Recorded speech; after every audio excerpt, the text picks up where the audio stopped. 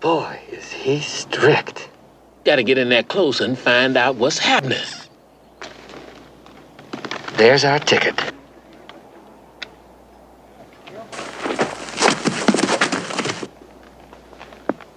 Hey, boys!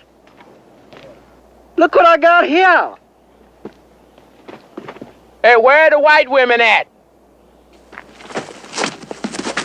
Blazing Saddles didn't just bend the rules, it set them on fire. This wasn't a safe comedy with polite laughs and easy gags. It was chaos. It was danger. It was a movie the studio tried to kill before anyone ever saw it. Yet somehow, against every odd, it exploded into one of the wildest comedies Hollywood ever unleashed. From secret rewrites by Richard Pryor to real-life explosions that almost went wrong, from hate mail to horse punches, the madness behind this film is just as outrageous as what ended up on screen. So today, we're diving into the untold stories and unbelievable moments that made Blazing Saddles both a scandal and a masterpiece. And trust me, the last fact will make you look at Hollywood legends in a way you never expected. The fart joke that saved the movie. It was supposed to be just another silly scene, cowboys sitting around a campfire eating beans, but then came the sound. One cowboy let out a long, unfiltered fart, then another and another. Before long, it was a full-on orchestra of flatulence echoing through the night. In the theater, something snapped. For the first 20 minutes of the test screening, the audience had been stone silent, unsure what to make of the film's chaos. But once the bean-fueled thunderstorm hit, people lost it. They were crying, clutching their stomachs, laughing so hard, the walls shook. That one ridiculous, crude gag turned everything around. Suddenly, the audience gave itself permission to laugh at everything that followed. The guns, the insults, even the horse punch. Mel Brooks himself admitted it was the dumbest joke in the movie, but it broke the spell. And without that campfire scene, Blazing Saddles might have been buried as a failure instead of remembered as a classic. Gene Wilder steps in after a collapse. On the very first day of filming, everything fell apart. The role of the Waco Kid was supposed to go to Gig Young, an Oscar-winning actor with a serious reputation. He looked the part, the studio trusted him, and everyone thought they were in safe hands. But when the cameras rolled, disaster struck. Inside the jail cell set, Young's hands were shaking, his voice cracked, and before anyone could process what was happening, he collapsed mid-scene. At first, the crew thought it was a gag, but it wasn't acting. It was alcohol withdrawal. Within hours, Young was out of the film completely. Mel Brooks didn't panic. He picked up the phone and called Gene Wilder personally. No auditions, no script, no questions, just, "Can you be here tomorrow?" Wilder said yes without hesitation. The next day, he walked onto set, jet-lagged and unprepared, but the moment the cameras rolled, he was the Waco Kid. That one emergency phone call saved the movie from falling apart before it even began. These are just simple farmers. These are people of the land. The common clay of the New West. You know, morons. Cleavon Little faced real hate mail. Blazing Saddles was meant to mock racism, but for Cleavon Little, the film's sharp, smooth-talking sheriff, it became painfully real. While audiences would later cheer his performance, during filming he was getting letters filled with slurs, threats, and warnings. Some people simply couldn't separate the satire from reality, and they aimed their ignorance directly at him. On set, though, you never would have known it. Little matched Gene Wilder beat for beat, with calm confidence, never flinching, never letting the pressure show. Mel Brooks later admitted he admired how Cleavon carried himself with such control, even when the off-camera world wasn't nearly as kind. Behind the laughter, it was a reminder of how raw and risky the movie really was. Blazing Saddles was supposed to expose racism for the absurdity it is, but its lead actor had to stare that ugliness in the face while still delivering one of the coolest, most iconic performances of the decade. The real horse punch, it looked like a cartoon. Some angry cowboy walks up to a horse and knocks it flat with one punch. Audiences assumed it had to be a trick shot, clever editing, maybe some movie magic, but nope.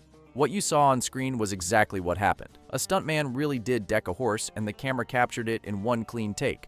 The scene was carefully staged, at least by 1970s standards. They used a trained horse and a stunt performer who knew how to deliver the blow safely. Still, it was shocking. One swing, the horse dropped, and the crew just kept rolling. Today, the idea of filming something like that would cause outrage and shut down production. Back then, it just became another outrageous gag that made the audience realize nothing was off limits. Mel Brooks himself admitted the moment felt like a dare. Could they actually get away with it? They did. And it turned into one of the most jaw-dropping gags in comedy history. Richard Pryor's fingerprints on the script. Before a single camera rolled, Mel Brooks brought in Richard Pryor to help shape the story, and Pryor didn't hold back. He wasn't interested in polite jokes or safe satire. His lines had teeth. His ideas pushed the comedy into dangerous territory, making sure the laughs landed with weight. Brooks wanted Pryor in front of the camera too, as the star. He knew Pryor could bring the kind of raw edge the role demanded. Funny, yes, but also unpredictable and real. The studio, though, got cold feet. They worried about his reputation, about the headlines he made off stage, and they pulled the plug on him playing the lead. Instead, the sheriff's badge went to Cleavon Little, who crushed it. Smooth, sharp, unforgettable. But even if Pryor never rode into town on screen, his presence never left the movie.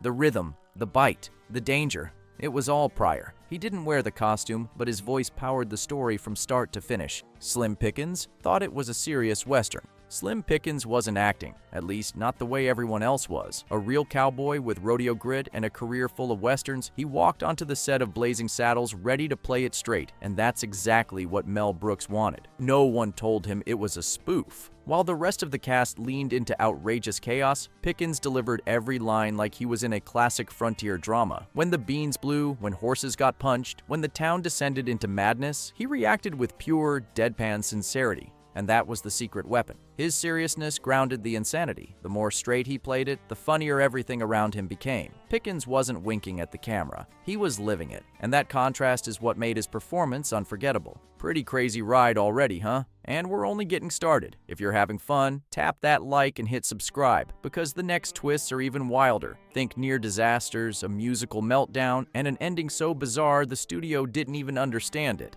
Stick around, it's about to get insane.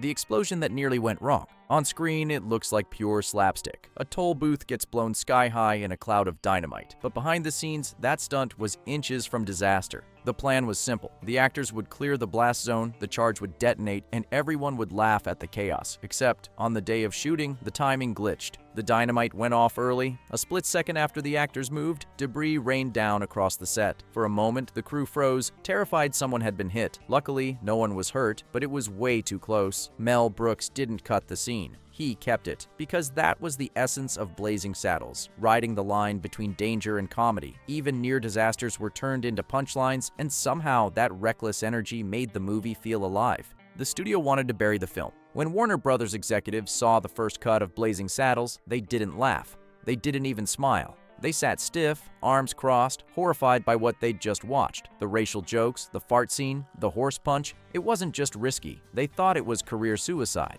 Their plan was simple. Dump the movie, lock it in a vault, and pretend it never happened. No release, no press, just a quiet burial. For the studio, it was too offensive, too crude, and too unpredictable. But Mel Brooks didn't back down. He fought for one thing, a real test screening with a real audience. And that gamble changed everything. Within minutes, a theater full of regular people was howling with laughter. The execs were stunned. What they thought was poison turned out to be gold. And instead of killing the film, they ended up releasing one of the boldest comedies ever made. Hedley Lamar was revenge. Hedley Lamar, the pompous villain of Blazing Saddles, wasn't just a character, he was payback. Mel Brooks modeled him after a real Hollywood executive he'd once worked with, the kind of guy who strutted around like a genius, stole credit for other people's work, and couldn't even remember his own staff's names. Brooks never revealed exactly who it was, but people in the business knew, and Harvey Korman, who played Lamar, leaned into every bit of that parody. The smug looks, the phony intellect, the vanity, it was a direct jab at Hollywood's worst type of boss. So when Korman kept correcting people with,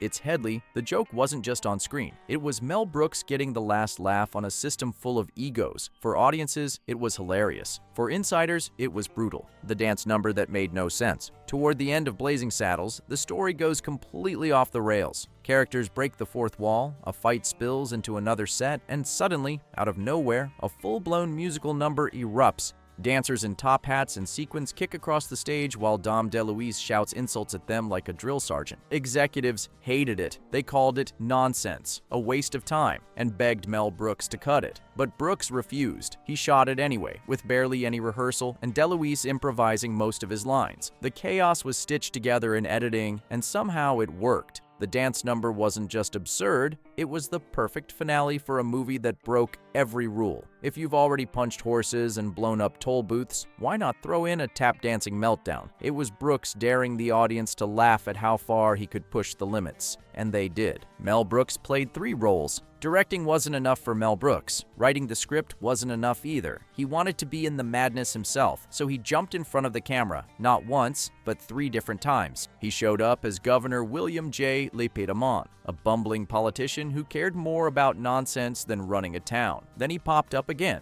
wearing a headdress as a Yiddish-speaking Indian chief. And finally, he appeared as the over-the-top director in the chaotic movie within a movie ending. The craziest part?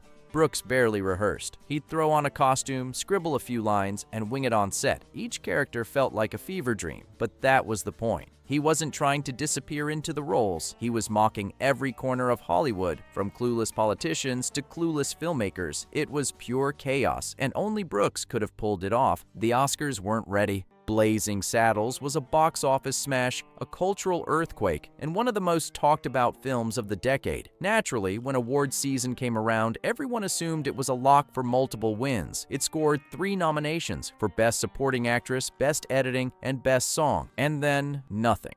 0 wins. The Academy didn't bite. Critics adored it. Audiences worshipped it, but Hollywood insiders were too uncomfortable to hand it the industry's top prize. The satire was too sharp, the language too raw, the comedy too dangerous for them to celebrate publicly. Mel Brooks later joked about it. They didn't give us Oscars, but they gave us something better. Repeat showings. And maybe he was right, because while a statue might have looked nice on a shelf, the laughs are still echoing 50 years later. John Wayne said no, but gave his blessing. Mel Brooks wanted the ultimate Western legend to make a cameo in Blazing Saddles. John Wayne. He handed him the script, hoping the Duke would join the chaos. Wayne read a single page, chuckled, and walked into Brooks' office with his answer. "I love it," he said, "but I can't do it. My fans would never forgive me." It wasn't the content that bothered him. Wayne actually admired the guts of the film. He just knew his carefully built cowboy image couldn't survive the satire. But he didn't walk away bitter. Instead, he added something that stuck with Brooks forever. "I'll be the first in line to see it." And he was. Wayne showed up opening night, cheering for a movie that tore the Western genre apart. He didn't appear in the film, but his approval was the ultimate nod from the King of Cowboys. The title fight. Even before filming began, studio executives hated the name Blazing Saddles. They said it sounded too weird, too risky, like something out of a 1970s adult film. They pushed Mel Brooks to change it, throwing out safer options like Tex or Black Bart rides again. Brooks just laughed. To him, the title was the joke. It was bold, ridiculous, and it set the tone before the first frame even rolled. Changing it would have gutted the whole spirit of the movie, so he stood his ground. In the end, the studio backed off, and Brooks got his way. And looking back, it's hard to imagine the film called anything else. Blazing Saddles didn't just stick. It became one of the most unforgettable titles in comedy history. Sometimes the name that makes executives sweat is the one audiences never forget. It couldn't be made today. Mel Brooks has said it more than once. With a straight face, Blazing Saddles could never be made today. Not with that script, not with those jokes, not with that ending. The political climate has shifted, audiences have changed, and studios wouldn't dare touch a comedy that raw. But Brooks doesn't sound bitter when he says it. He sees it as proof of the time it was born into. The whole purpose of the movie was to offend everyone equally, tear down hypocrisy, mock racism, and punch through polite silence with a sledgehammer. That kind of comedy walks a razor's edge, and once walked, it doesn't get walked again. As Brooks put it, the film pulled off the impossible once. It was lightning in a bottle, and even he knew you couldn't bottle it twice. The crew couldn't stop laughing. Most movies struggle with bloopers, but on Blazing Saddles, the biggest problem wasn't the actors. It was the crew. Scenes would start rolling, and before long, camera operators were shaking. Sound guys were dropping boom mics into the frame, and even the assistant director had to be removed because his laughter kept bleeding into the audio. The worst moments came during the campfire scene and Slim Pickens monologues. Cleavon Little and Gene Wilder somehow kept their cool, delivering lines like professionals, but behind the camera, it was chaos. Mel Brooks finally had to yell between takes, "Stop enjoying the movie. We're still making it." That constant, uncontrollable laughter never left the film. You can feel it baked into every frame. Blazing Saddles wasn't just funny to watch, it was almost impossible to survive making it without cracking up. The sitcom that shouldn't exist. After Blazing Saddles exploded at the box office, the studio saw dollar signs. Their solution? Turn it into a TV sitcom. They called it Black Bart, a watered-down, censored, laugh-tracked version of the movie. Same characters, same setup, but none of the edge, none of the bite, none of the danger. The result was as bad as it sounds. Jokes fell flat, the soul of the story was gone, and the whole thing felt like a cheap knockoff. The pilot was buried almost immediately, but the studio quietly filmed a few more episodes, not to air, but just to keep the rights to the film locked up.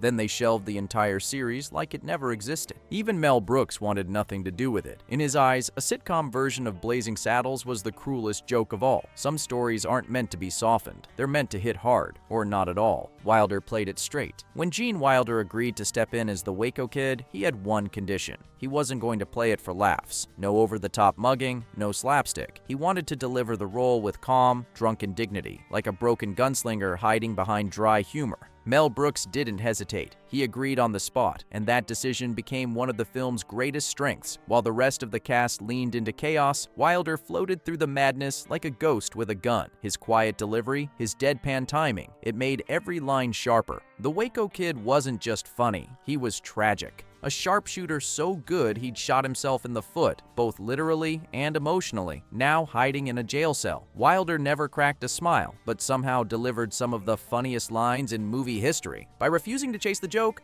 he made the joke unforgettable. Blazing Saddles wasn't just another comedy, it was a grenade tossed straight into Hollywood's comfort zone. It mocked power, shattered taboos, and dared to laugh at things no one else would touch. From fart jokes that saved the movie to John Wayne secretly cheering it on, every fact proves one thing. This film was chaos with a purpose. 50 years later, it still feels dangerous, still feels sharp, still feels like the comedy that went further than anyone thought possible. And maybe that's why it lasts, because it didn't play it safe, it played with fire. So, which behind-the-scenes story blew your mind the most? Drop it in the comments and subscribe, because in a world full of watered-down comedies, Blazing Saddles is still the one that burned the rules and laughed while the smoke rose.